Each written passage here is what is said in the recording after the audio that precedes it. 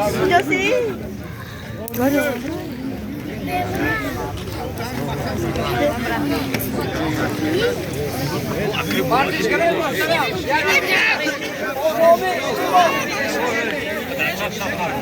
لحظه‌های جایزه سپاری جام امروزه فوتبال کلوب پالدارک که به انتها رسید. غالب این بازی دسته سامانیان شد.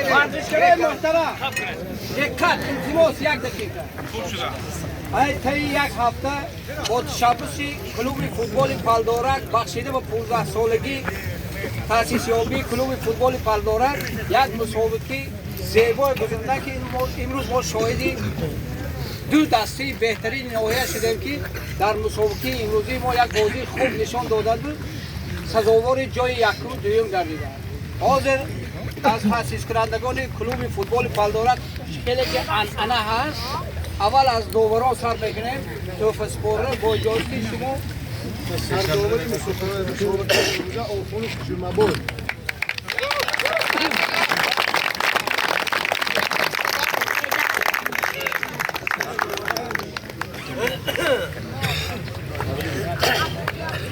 سرداور سبخت ملاحظه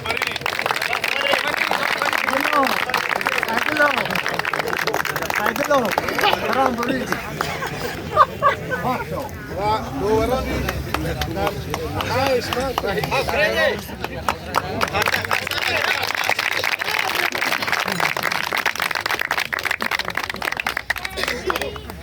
Safarov Aydınlı.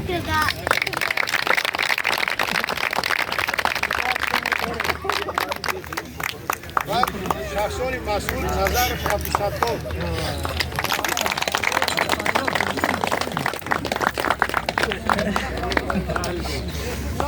Beni tutma varacağım.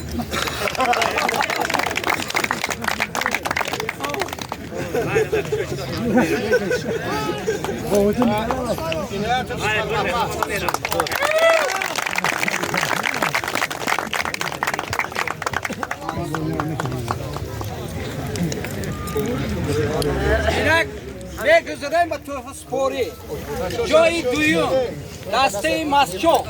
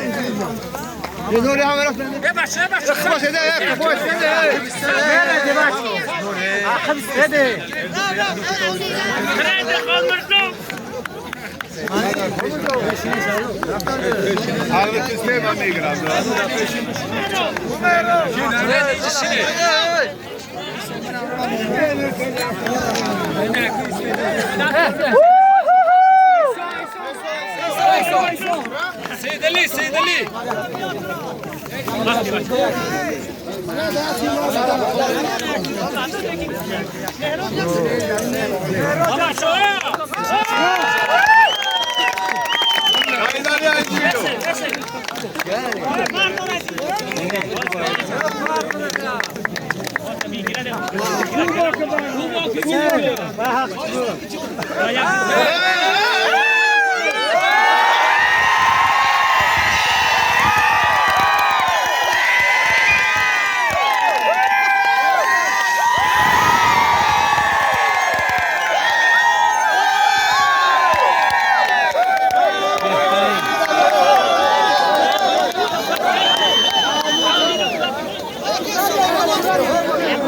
एक शोधरे बस सूरत गिरा